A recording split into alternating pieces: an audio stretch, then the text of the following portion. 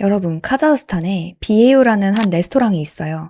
수도 아스타나의 비즈니스 지구에 위치한 레스토랑인데 위치적인 메리트로 많은 정재계 인사들이 자주 찾는 곳으로 알려져 있고 프라이버시가 보장되는 VIP룸도 갖춰진 고급 레스토랑이에요. 그런데 2023년 11월 9일 이 레스토랑 VIP룸 앞 복도 CCTV에 한 커플의 모습이 포착됩니다.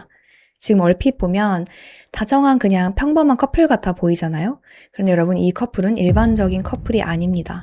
남자는 카자흐스탄 전 경제부 장관이었던 쿠안디크 비신바예프이고요. 여자는 그의 아내 살타낫 누케노바입니다. 그리고 불과 몇 시간 뒤 아내 살타낫은 이곳 VIP룸 바닥에 누워 끔찍한 상태로 발견이 돼요. 충격적이게도 가해자는 바로 남편 쿠안디크였어요.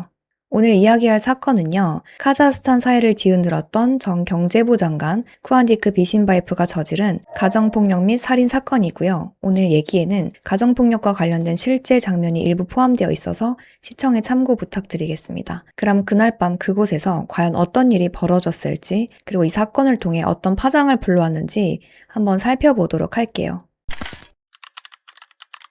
쿠안디크 비신바예프는요, 1980년 4월 11일 키질 오다르에서 태어났고요. 매우 영향력 있는 가문 출신이었어요. 아버지가 30년 넘게 카자흐스탄 남부의 여러 대학에서 총장을 지낼 만큼 교육계 인사이기도 했고 국회의원으로도 활동하면서 전 대통령 누르술탄 나자르바예프와도 아는 사이일 만큼 정치권에서도 굉장히 영향력이 컸어요. 진짜 금수저 집안이잖아요. 이런 금수저 집안의 영향력 덕분에 쿠안디크는 원하는 건 뭐든 될 수 있었고 또 무한한 기회를 가졌던 건 어찌 보면 당연했어요.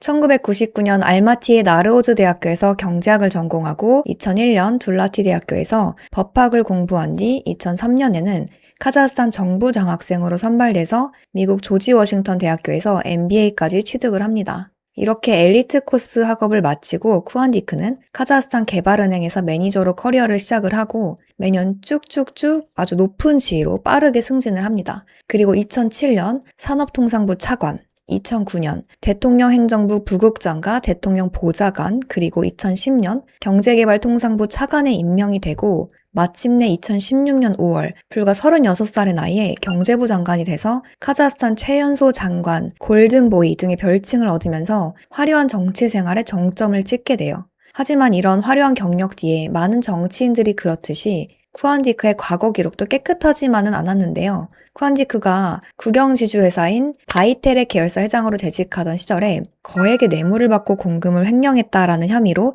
2017년 1월 체포가 돼요. 그리고 나서 2018년 3월 아스타나 법원은 쿠안디크에게 최고보안 교도소에서의 징역 10년을 선고하고 공직에 평생 종사하지 못하도록 금지했어요. 또 범죄 수익으로 취득한 재산도 몰수당했고요. 그런데 여러분, 정의가 항상 제대로 실현되는 건 아니잖아요.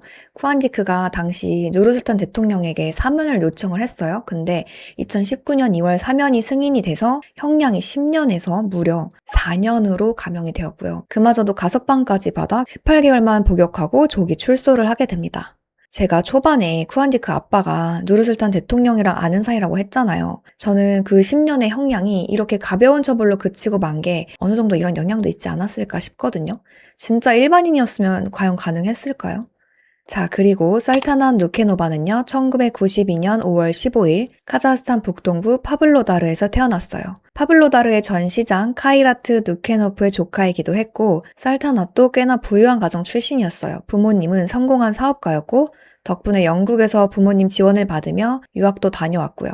지인들과 가족들 말에 따르면 살타낫은 아주 밝고 따뜻한 성격으로 주변 사람 모두에게 사랑받고 인기가 많았다고 해요. 내면뿐만 아니라 외면까지 아름다운 건 물론이고 한번 마음을 준 사람에게는 끝까지 따르는 의리 있는 사람이었다고 합니다. 그리고 뭔가 부정적이거나 불안함이 없는 거의 안정형이었다고 해요. 저는 살타낫 사진 처음 봤을 때 너무 아름답잖아요. 그래서 진짜 깜짝 놀랐거든요. 근데 뭔가 아름다운 걸 떠나서 사람이 굉장히 고상하고 온화할 것 같다는 생각도 들었는데 어느 정도 그런 성격이 맞았나 봐요. 얼굴에서 그런 게 다 드러나는 것 같아요.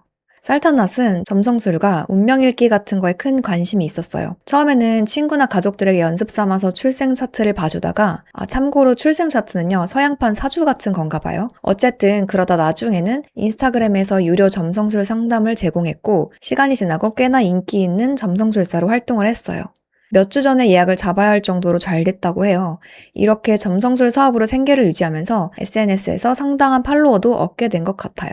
쿠안디크를 만난 것도 바로 이런 인연에서였는데요. 2002년 쿠안디크는 인스타를 통해 살타낫을 알게 됐고 상담을 요청하면서 접근을 시작했어요.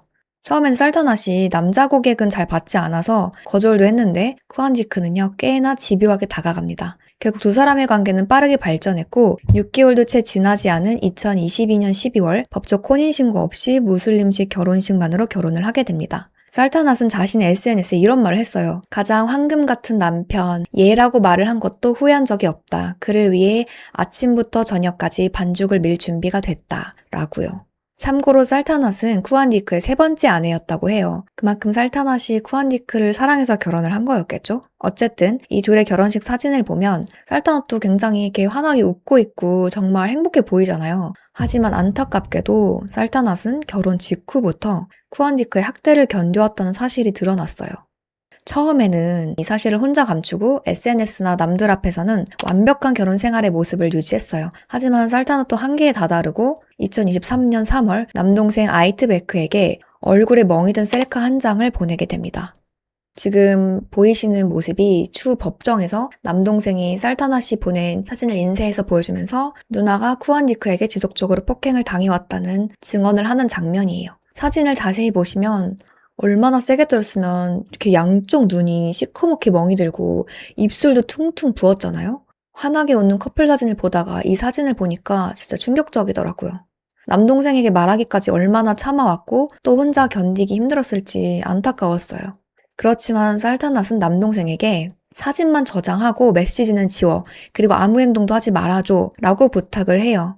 동생은 누나의 부탁에도 불구하고 쿠안디크의 아파트로 가서 누나를 데려가려고 했어요. 당연히 저라도 너무 화가 나서 당장 달려갔을 것 같거든요.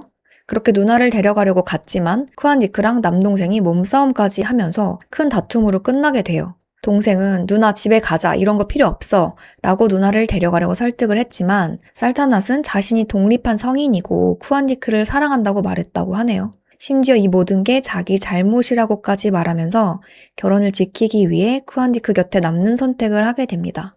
근데 이거요, 제가 개비 페티토 사건 때 말했던 가정폭력에서의 전형적인 피해자와 가해자의 특성에 너무 들어맞는 것 같아서 신기하면서도 좀 슬프더라고요. 어쨌든 이 사건 이후 남동생 아이트베크와 쿠안디크는 연락을 끊게 돼요.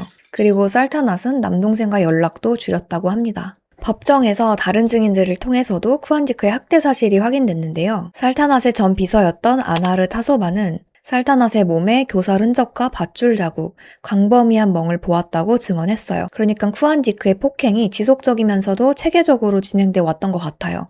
비서가 살타낫을 카페에서 만났을 때 쿠안디크를 폭군이라고 표현하기도 하고 쿠안디크를 떠나려는 시도를 여러 번 했다고 합니다. 심지어 살타낫이 죽기 몇 달 전에는 아파트까지 따로 임차할 정도로 간절히 벗어나고 싶었나 봐요. 그렇지만 살타낫이 이렇게 벗어나고 싶으면서도 선뜻 떠나지 못했던 이유 중 하나가 쿠안디크가 은밀한 영상으로 협박했다는 증언이 나왔어요. 그런 영상도 찍어놨었나 봐요. 진짜 너무 악질이죠. 살타낫이 친구 아이다에게 쿠안디크가 자신을 조정해서 그 영상을 찍게 하고 이별하면 올리겠다라는 협박을 했다며 털어놨다고 해요. 카자흐스탄에서는 여성의 평판이 매우 중요해가지고 그런 영상이 공개가 되면 극심한 압박과 비난을 받게 된다고 하는데 근데 사실 카자흐스탄뿐만이 아니어도 그런 영상이 퍼진다고 생각하면 누구나 다 두려워하지 않을까요?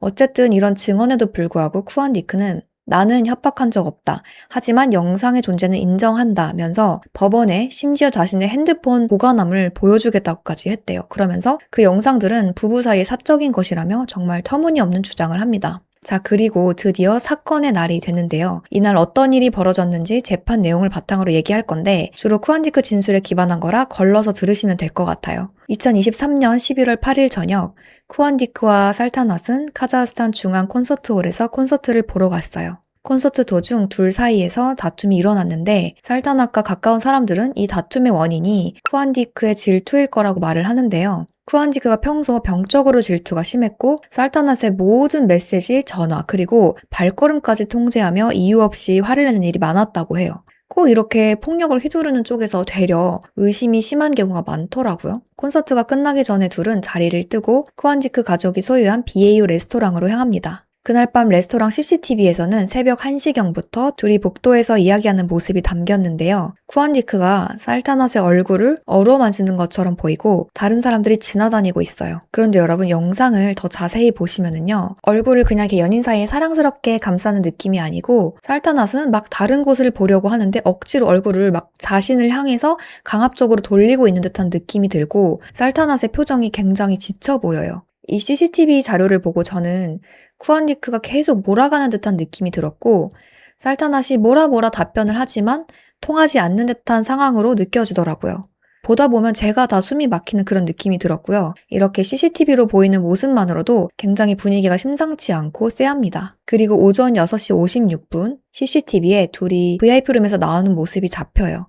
보시면 살타낫이 쿠안디크의 재킷을 걸치고 있고 바지를 입지 않았던 상태라고 합니다. 자, 그리고 오전 7시 16분 영상에서 쿠안디크가 살타낫의 머리를 잡고 바닥에 내동댕이 친 뒤 여러 차례 발로 차는 장면이 나와요. 제가 정말 이거 이렇게 일부만 보여드리는 거고 그 뒤에 계속해서 끔찍하게 살타낫을 폭행하는 장면이 나오거든요. 살타낫은 저항하지 않고 쿠안디크는 뒤이어 머리카락을 쥐어잡고 화장실로 끌고 갑니다. 이 CCTV 장면을 다 보면서 제가 차마 끝까지 보기가 너무 힘들더라고요. 근데 이 장면을 재판에서 봐야 했던 가족들의 마음이 어땠을지 생각만 해도 너무 마음이 아팠어요. 쿠안디크 말로는 살타낫이 소리를 지르고 난동을 부려서 화장실 쪽으로 데려간 거라고 해요. 아니, 데려가는데 그렇게 머리를 잡고 질질 끌고 가요, 사람이? 그것도 그렇게 폭행하고 나서? 저는 쿠안디크가 하는 말이 너무 뻔뻔한 변명같이 느껴졌고요. 그 와중에 본인은 술을 마시러 나갔다가 돌아와 보니까 화장실에 살타낫이 아직도 있었고 쿠안디크가 들어가자마자 주먹을 휘두르면서 먼저 공격을 하고 또 쿠안디크가 사준 옷을 벗어 던져버리면서 그를 모욕하려고 했대요. 거기에 굴욕감을 느껴서 살타낫을 몇 대 때렸다고 말을 합니다. 쿠안디크는 자기는 손으로만 때렸다 주장을 하면서 살타낫이 술에 많이 취해 있었고 넘어지면서 여러 번 벽과 타일 그리고 변기 등에 부딪혔다고 말을 해요. 본인이 일으켜서 도와주려고 했지만 거절했고 그렇게 혼자 몇 걸음 걷다가 균형을 잃고 쓰러지면서 변기에 부딪혀 치명적인 머리 부상을 입었다는 게 쿠안디크의 주장입니다.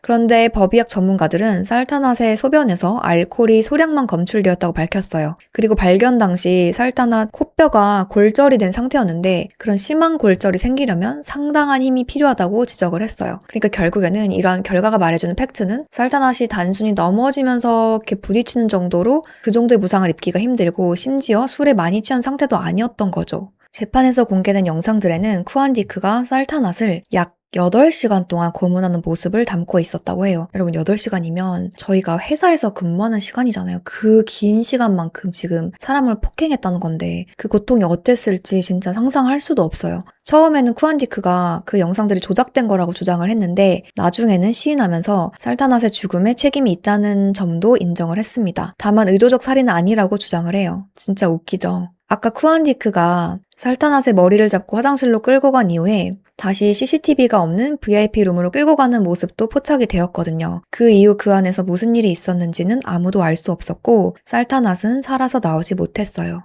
정확한 사망 시간은 불명확하지만 법원 의학 감정 결과 살타낫은 뇌외상으로 길고 고통스러운 죽음을 맞이한 것으로 나타났고요. 발견 당시 피웅덩이 속에 바닥에 누워있는 끔찍한 상태로 발견이 되었어요.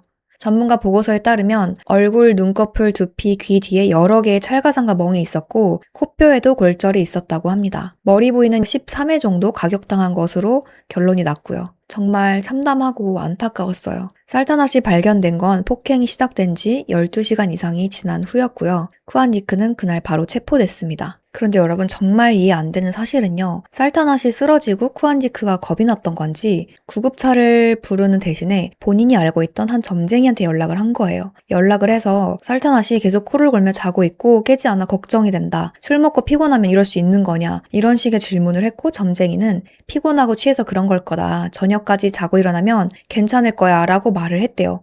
이건 쿠안디크의 주장이고요. 점쟁이의 말은 또 달랐어요. 점쟁이 말로는 쿠안디크가 사건 당일 오후 3, 4시쯤에 여러 번 전화를 했고 본인이랑 살타낫이 술 먹고 심하게 취해서 싸웠다라고 말을 했대요. 그랬더니 점쟁이가 그럼 바로 구급차를 부르고 의사에게 상태를 먼저 보여줘라 라고 말을 했지만 쿠안디크가 계속해서 괜찮을 거라고 말을 해달라며 그러면 자기 마음이 편해질 거라고 집요하게 요구를 했고 점쟁이는 참을 수가 없어서 전화를 끊었다고 주장을 합니다. 이게 지금 무슨 상황인 거일까요? 본인이 폭행해서 쓰러뜨려 놓고는 걱정이 된다는 사람이 의사에게 전화를 하는 것도 아니고 점쟁이한테 전화를 해서 괜찮을지를 물어보는 건 뭐죠, 이거는? 제 생각에는 본인이 저질러 놓고서 갑자기 정신을 차리니까 그 사실을 부정하고 싶었던 거죠, 현실을. 그러면서 점쟁이한테라도 너 잘못이 아니고 살타낫은 괜찮을 거야 이런 말을 듣고 싶었던 게 아닐까 싶어요.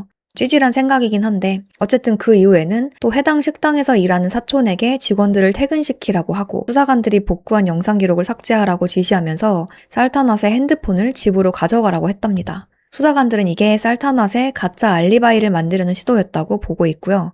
근데 이건 누가 봐도 본인 행동을 그냥 덮으려는 거로밖에 안 보이잖아요. 문제는요, 그렇게 아내를 8시간 폭행해놓고서 2명의 여성에게 연락을 합니다. 한 명에게는 뭐해? 시간 있어? 라고 문자를 보내기도 하고 다른 한 명은 인플루언서였는데 이 사람과는 실제로 그 BAU 레스토랑에서 만나서 살타낫이 옆방에서 지금 죽어가고 있는 동안 약 1시간 반 정도를 함께 식사를 하고 같이 시간을 보내기도 했어요. 지금 무슨 생각으로 이러는 거죠? 진짜 제정신이 아닌 것 같죠? 제가 사건을 조사하는 내내 이런 쿠안디크의 행동들과 주장하는 말들이 앞뒤가 하나도 안 맞아서 이해할 수가 없었고요. 이런 행동을 해놓고도 재판에서 살타낫을 알코올 중독에 시달리는 사람처럼 묘사하려고 애를 쓰고 또 경계성 인격장애를 앓고 있다고 주장하면서 히스테릭하고 불안정한 사람으로 묘사를 합니다. 제가 볼 때 이게 다 자기소개하는 것 같거든요. 정말 쿠안디크에 뻔뻔하면서 할 말을 잃었어요. 특히나 누가 봐도 지금 쿠안디크에게 불리하고 확실한 증거들이 있는 이 상황에서 말이에요. 결국 5월 13일 아내 살타낫을 살해하고 고문한 혐의로 쿠안디크는 24년형을 선고받게 됩니다. 사촌인 바이자노프도 범행을 은폐하고 신고하지 않은 혐의로 4년형을 선고받았고요.